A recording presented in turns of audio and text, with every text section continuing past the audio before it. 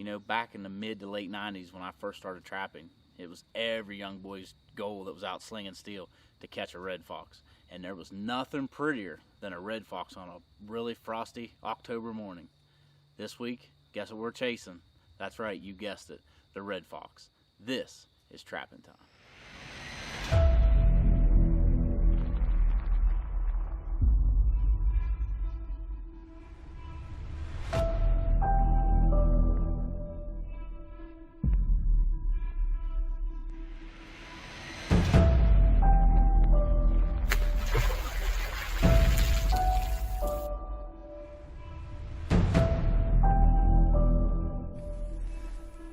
Well, look who I got out of bed this morning to go check traps.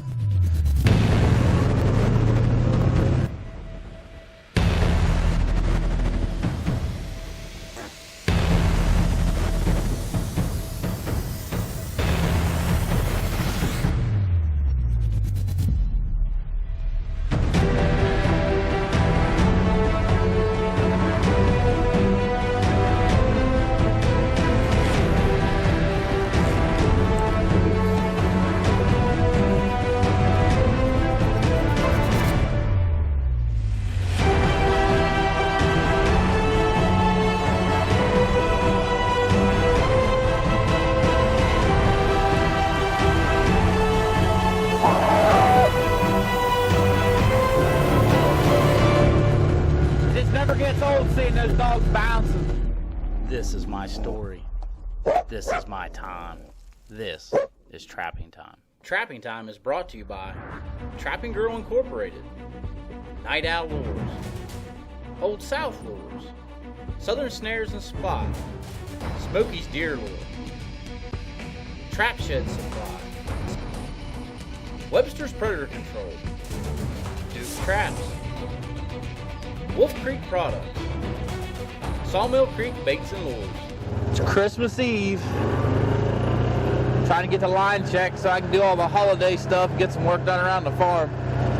Been a little slow. Got my line out yesterday. Checked a few so far. I haven't caught anything yet.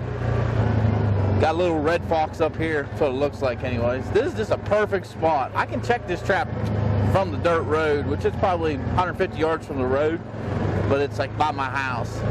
Yeah, it's a little red. We don't have a whole lot of them around here, so we're going to turn him loose more likely. We've got some really good color to him. A lot of black. We'll get up here closer to him. We'll get a look at him and probably get him out here and let him on his way.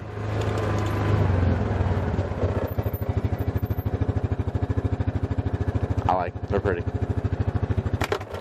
And we caught this little red. If you look, we've got this old gravel road that's going up here to these wells, and it's just a perfect travel. We got all kinds of thick brush over here, and this nice meadow right here. It's just one of them places that just screams red fox or even coyote. We'd seen some coyote tracks in here. It's kind of what it was in here for. This dirt hole, I had it out the week of Thanksgiving, so it's been about a month ago, and when I pulled my line, I came back. I like to reset my old dirt holes because when you're trying to get your line back out again, it really speeds up the process, and I seen it was dug from the side, and I kind of figured there had been a fox in here, but I hadn't seen any sign of him. But we don't have a lot of foxes here in my part of Greene County, so, and this one here seems to be a young one. We're going to turn him loose, and we've got a good pad catch on him. We're going to turn him loose, and maybe he can help the population out a little bit. When I was in college, you know, I'd catch 100 of these things a year. You're just not going to do that now. This isn't the fox capital of Pennsylvania. We're in the southwest corner. When you guys hear about the big fox numbers these guys are putting up, when they're talking about the hundreds and even the thousands, that's the eastern part of the state. So our coyotes came in. They wiped our fox population out like basically overnight. So we're going to turn him loose, get him out of here, and then we'll get the set remade. Now, we don't want to hurt these little guys, so we're going to try and get him, see if we can get our noose around him. All right. Got him locked down. Make sure it's tight.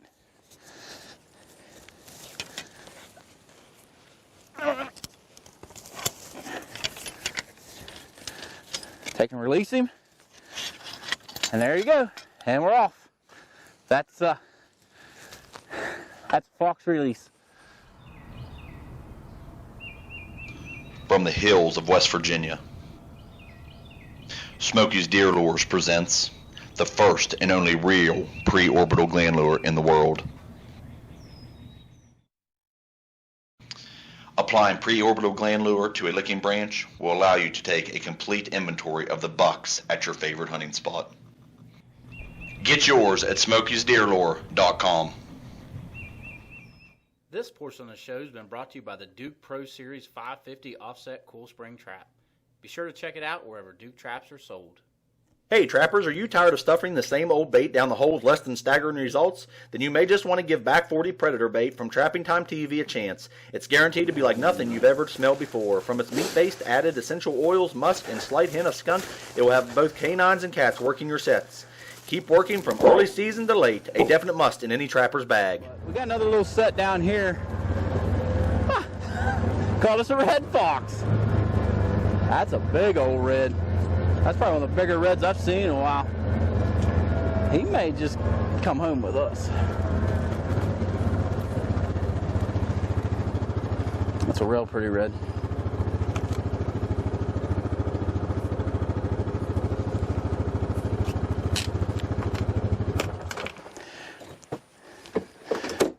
Now, I don't like to play spoiler because that's not my way.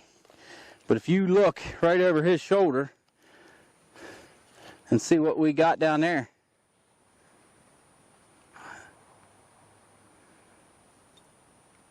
That is a white tip tail coyote. Guys, I just checked 3 traps and every one of them's got something in it. We got this pretty little red that I'm gonna check his paw. He may get to go home, go on his own. Yeah, we look like he's in good shape. And we got us another coyote down there. Awesome. I just took a coyote not 100 yards away. Awesome, awesome. All right, let's get this little red out of here and get this.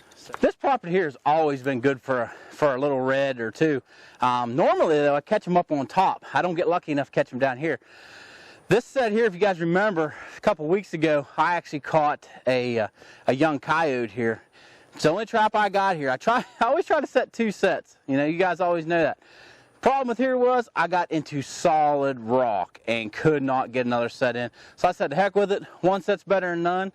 And what makes this set so appealing is, if you look behind me, as this field goes right along this tree line, they have brush hogged some travel ways down through here. So these coyotes and foxes, it's just naturally going to funnel them right down in here. It tickles me to death they didn't cut the hay this year because it's making my job a whole lot easier.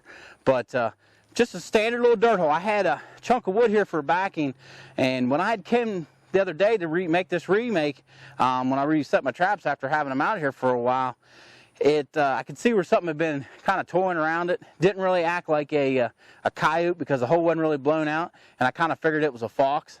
But guys, this is what we're looking for. We're looking for these travel ways. We're here in the east. We're not here out in the west. We got these massive fields. So we can kind of control our animals and kind of corral them into us. So, all right, let's get this little red out of here. I was actually setting for a red here, just because like I said, I'd seen where that hole had been played with a little bit. So we're going to turn him loose. I'm looking for a 1 to get mounted. I'd like something a little bit bigger than this. His paw's in good shape. Our fox numbers are down, guys. So we're going to take and turn him loose, I think. I'll double check. Yeah, he's in good shape. We're going to turn him loose. He's going to have to be about perfect for me if I want to keep one this year, just because our numbers are down. Peyton's wanting one mounted for the game room, so that's kind of what we're after. But still beautiful. You know, back in the day, I was catching 100 of these a season. It's just nice to see them starting to come back here and there. So, all right, let's get him out of here and get this set remade, and maybe we catch us another one or even catch us a coyote. Now, I see these guys all the time on Facebook grabbing these things. Not really my cup of tea. This cable gets a little twisted up here, man. That's why they do it. They don't want to fight with their cable either. All right, let's see if we can get it over his head here. There's another little trick we like to use. Just pin him down. Paw looks good. Off he goes. I'll have to kill some more mice and rabbits and anything else he can get his mouth on. So I need to work on my catch pole here a little bit. Probably replace the cable, get this kink out of it. But red fox on its way. Let's get a set remade. Man, that was a pretty red fox. Hey, when we come back, we're headed to the Trapping Time Set of the Week, and we're going to show you something for all you guys that get stir crazy when you're just trying to find something to do to pass the time away till you're actually slinging steel. A little preseason prep work that's going to make you a more successful trapper when we come back. Hey folks, Robby Gilbert here, host of Trapping Time TV. Hard to believe, Season 5. We'd like to give a big shout out to all the fans who made this possible. To show our appreciation, we're offering 10% off our entire website from now until December 31st, 2019. Just enter coupon code TRAP10. We carry a full line of trapping supplies such as Duke traps, Webster's Predator Control baits and lures, Sawmill Creek, Trap Set Supply, Old South lures, Night Owl lures, and many more. Before your next trapping purchase, enter TRAP10 and take advantage of all the great deals at TrappingTimeTV. Hey folks, be sure to check out our all-star lineup for the upcoming season. New for 2018 is the hard-hitting Blackout Predator bait. If you're looking for a beaver-based bait with some kick, this is it. We're also proud to add to the batting order our line of mouse-based baits. If you're looking for a mice bait so pure it's practically eating cheese in the container, then you will want to try Peyton's Pretty Mouse. Maybe you're looking for a bait with some long-range appeal for those cold winter nights, then you've got to try Peyton's Dirty Mouse. When you're serious about trapping predators like we are, then be sure to make your next purchase at TrappingTimeTV.com. Hey folks, this week on the Trapping Time Set of the Week, we're going to do something a little bit different. We're going to show you how I like to construct somewhat of a cubby. During the preseason, I've caught a lot of animals on this, and by doing this, and sometimes it's these little things like this that's worth the extra time to put more fur in your shed. You know, I come from a state where we only allow one bobcat a year, and we have a shortened season. It's a 3-week season generally, so when you get your traps out there, you want to have the best chance of catching a cat. So a lot of times what I'll do is come in pre-season and build some little cubbies, maybe even bait them up a little bit a week or two before the season comes in, just to try to get them used to coming to it. That way that fear factor's out of there. So when you actually have steel planted in the ground, they'll come in and they work the set and not be as timid. Plus, it helps take care of some of them cabin fever blues when you're sitting at the house and there's nothing to do. All right, we're going to get in here and look, and I'm going to show you how I do a quick construction on it. We're going to lure it up, bait it up, and you can see exactly what we're doing here. Now, the first thing we're going to do, we're going to tear this place up. I went and gathered some sticks, so we have sticks that we can put in here, and we're going to tear this place up. I'm going to turn around here, I'm going to get it all tore up, and then we're going to build her back. Now, what we're going to do, after we get this dirt removed, we want this all exposed, now we're going to build somewhat of the cubby.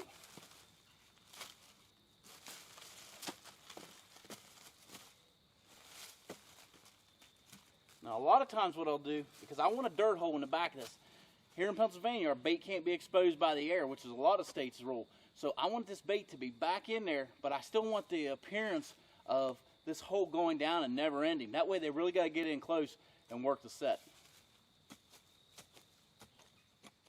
One thing about working in the woods too, the dirt's always a little bit softer, so it doesn't take as much effort to get your hole established and get the whole set process going.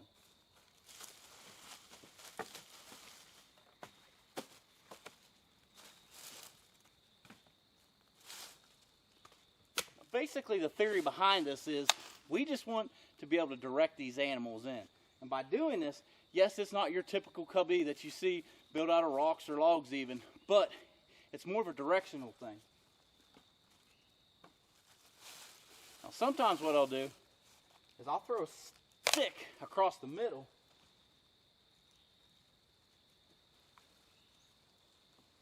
Put a couple of them in there. And almost, we're going to put kind of a roof over top of this.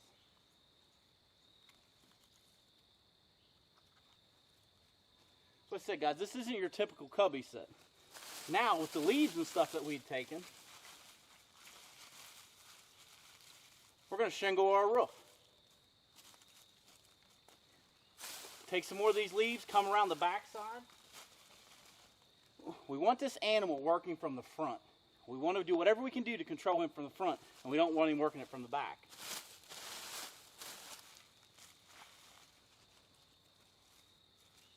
Okay, we've got our thing built in here.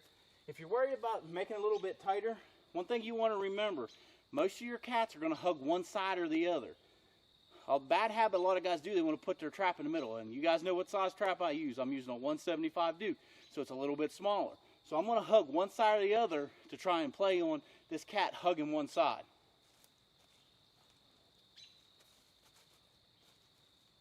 So, I've got this exposed dirt here because I want them to know that something's been in here.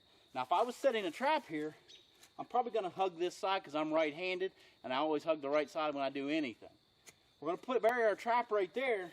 So, as far as preseason work goes, we're pretty much all we're going to do with this. We may touch it up a little bit, but now we're going to add some bait to it. Now, when I'm pre-baiting these, sometimes I'll throw a chunk of bait or I'll use a prepared bait. What I want to do with the prepared baits, though, I want to use something that if they eat it, it's not going to turn them against it. So I'm going to use something like Capital Punishment by Southern Snares. It's beaver-based. It's got a smoky flavor to it, and I'm going to put that down in the hole. I want them to get in there and eat it. It's not going to be that big of a deal because it's not loud. It's not got that real rank smell to it. It's got almost a little bit of a sweet smell to it, any of you guys have ever used it.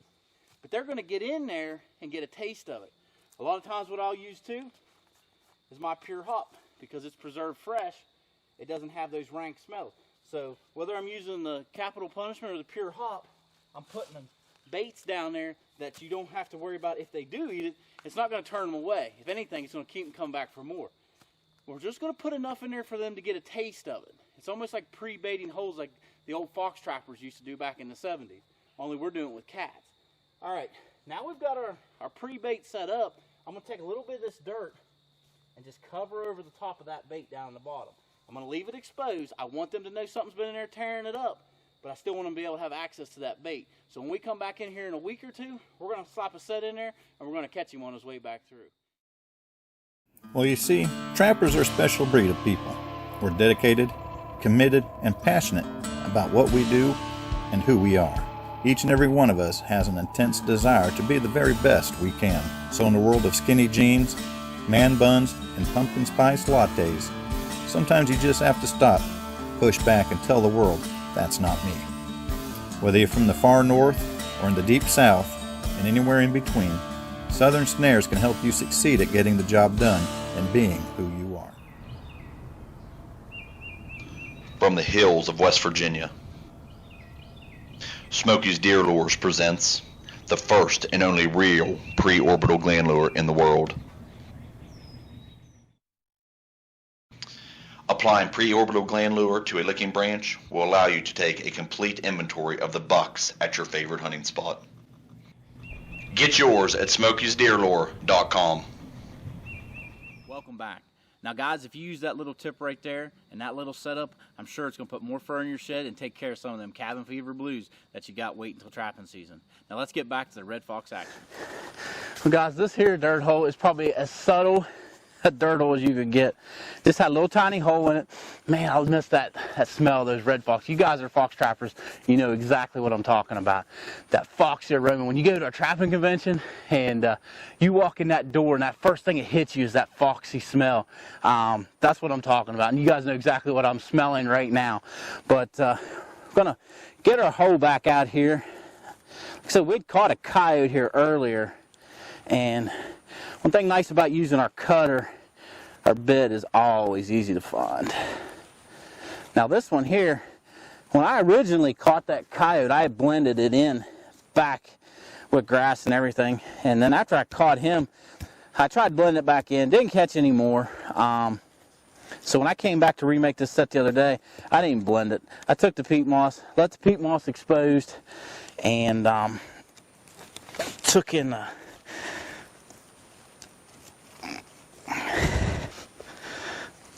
I just left it regular. We got a little bit of a rain and snow on it. Alright. Taking pounder swivel and stuff down in where we had gotten, where he'd pulled that wolf fang out. And I just about got myself right there. You want to make sure this trap is bedded just as solid as you can get it, because a lot of times if you're gonna lose a coyote, you know, a lot of times it's bedding issues. Alright. You gotta watch packing dirt this time of year. Now you guys using wax dirt and stuff, got a little bit of advantage, I guess, over me. But I'm using peat moss, so I don't have to worry about it freezing. But sometimes, if we're going to get into a real cold, then you got to kind of watch it a little bit. Some of that capital punishment still on my driver. Let's get that wiped off. Yeah, digging out on my gloves, that's the important thing. Alright, so we drove our hole back in. Now, a lot of times what I'll do, I'll take this, I call it fluff, you guys have heard me call it before, pull this junk up towards the top. We don't want them working it from the back side. And we'll take this little stick here, just kind of throw it in there, just so we know that they're going to work from this direction here. We're going to take our peat moss. Now, all you guys is sifting your peat moss. If I get chunks of wood like that, I throw them out. If anything's smaller, I usually don't worry about it too much. That trap's going to blow through it, and hopefully got meat on the table when it fires. All right, and that's where we're going to leave it. Maybe sprinkle a little bit of that loose stuff. This is probably one of my best investments. I bought that at the dollar store, and I use it as a sifter. Perfect. All right, now like I said before, we were focusing on fox, so we're going to take and do this, put it back exactly the same way we had it. Though, any good fox trapper will tell you how many times coyotes have plugged up his sets working a fox set. Same thing here. We're going to take some capital punishment from Southern Snares. Good. I'm going to push it down in the hole. And then we're going to get us, nah, we don't want bobcat. Where is that? It's always the last place you look, that's for sure. You can tell I'm a coyote trapper. I can tell you where all my coyote stuff's at. Alright, here it is. We're going to use some Super Red by Old South. Now you guys usually say, what the heck's he putting more lure out? For foxes and stuff, it don't bother me. I'll load that baby up because they like being puttered around. I call it puttering. They like it when you come back and fool around with the set. This is the remake set. We got plenty of urine here because this fox has been here all night, so we don't really need to worry about too much about that. But as far as this is where we're going to leave it. We're going to pick our stuff up, and I will be totally shocked if we don't catch something else in here, whether it be coyote, fox, whatever. But we got the right smell. We got a good population of animals here. Got some good weather coming in, which is an important thing, and maybe we can put some fur in the shed. Awesome.